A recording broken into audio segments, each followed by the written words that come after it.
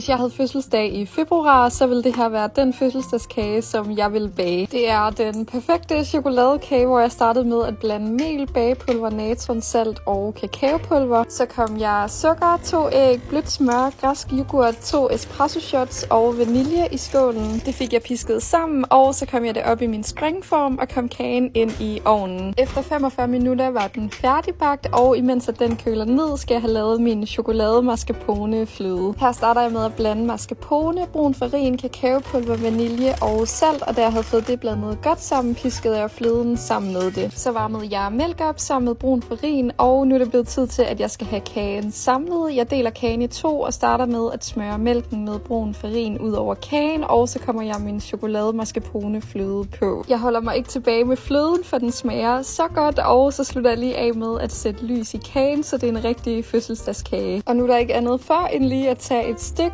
og smage på den.